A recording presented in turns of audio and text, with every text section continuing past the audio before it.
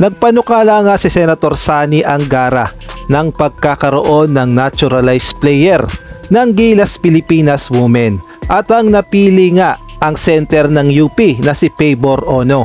Alam naman nating lahat na kailangan talaga ng Gilas Pilipinas Women ang naturalized player dahil dagdag pwersa nga ito at makakatulong talaga sa kampanya ng Gilas pagdating sa FIBA Asia Cup at gayon na rin sa FIBA World Cup.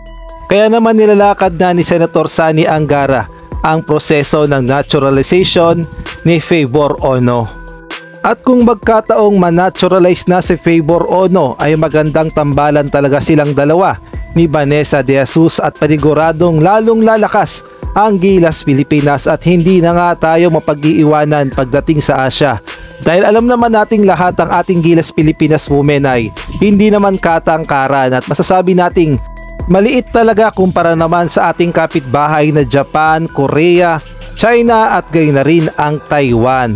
At kailangan talagang tutukan ng programa sa Gilas Pilipinas Women kagaya na lamang ng pagtutok ng gobyerno at gayon na rin ng SPP sa Gilas Pilipinas Men's upang lalong lumakas naman ang puwersa ng ating mga kababaihang manlalaro ng basketball at upang lalo pang maging proud ang ating mga kababayan. At sa hinaharap, sabi nga ni Senator Sani Angara ay malay natin makapasok din sa Olympics ang Gilas Pilipinas Women. Samantalang sa ginaganap naman na FIBA Asia Cup Under 18 Women's Basketball ay kapansin-pansin nga ang higante na ito. At ang player na pala na ito ay naglalaro sa China at talaga namang napakalaki at hindi nga siya mapigilan ng kanilang katunggali na Indonesia. Mistulang mga naging bata ang player ng Indonesia sa laki ng player na ito. At ang height pala niya ay lagpas 7-footer at tignan nyo naman, talaga namang dinodominate at sa kanya pa lang ay umiikot ng score at hindi nga mapigilan pagdating sa ilalim. Talaga nga namang nakakamangha at naglalakihan ng mga player ng China.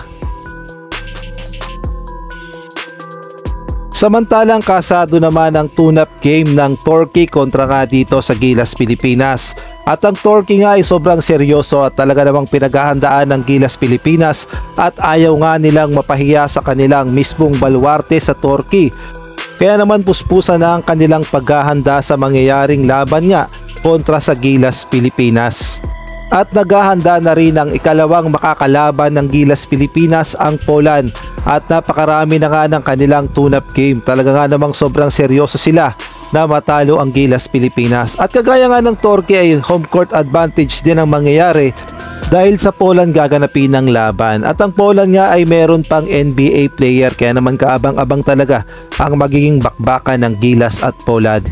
Ngunit marami din ang nagsasabi na mukhang kakayanin naman ng Gilas Pilipinas ang lakas ng Turkey at gayon na rin ng Poland. At sabihin na nating 70 to 80% na baka manalo ang Pilipinas kung alin man sa Turkey o sa Poland. Kaya naman tignan na lang natin ang magiging performance ng Gilas Pilipinas once na makaharap nila ang Turkey at gayon na rin ang Poland. At kung kayo naman ang tatanungin, sa tingin nyo makakaisa ba ang Gilas Pilipinas o parehong talo ang kanilang magiging tune-up game?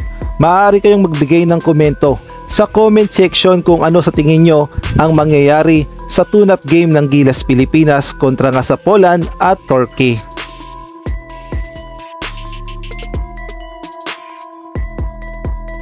Samantalang sa nangyari namang laban o friendly match ng Gilas Pilipinas kontra nga sa Taiwan Mustang ay kapansin-pansin ang ating mga big man, partikular na kay Abay Junmar Fajardo at gayon na rin kay Kai Sotto na talaga namang sobrang hassle at napakalakas na ng kanilang galawan at pinahirapan talaga ang 7'6" na si Sam De Guara. Good news nga yan para sa Gilas Pilipinas dahil lalo pang lumalakas ang ating mga center at handang-handa na silang harapin ang mas lalo pang naglalakihang mga European na ating makakalaban na partikular na ang Latvia at gayon na rin ang Georgia. Kaya naman masasabi nating good news talaga ang galawan ni Kai Sotto at ni Abay Junmar Fajardo at makikita nating handang-handa na sila sa Olympic qualifying tournament. Ngunit bago tayo magtapos ay isang malaking shoutout kay Edmond Cubalsupnet, Ronald Berbosidad, Chodoro Alonso, Mario Martir, Jamie Amadar, Paglilinaw lang po, ito po ay aking mga members kaya naman automatic na lagi ko silang sina-shout out.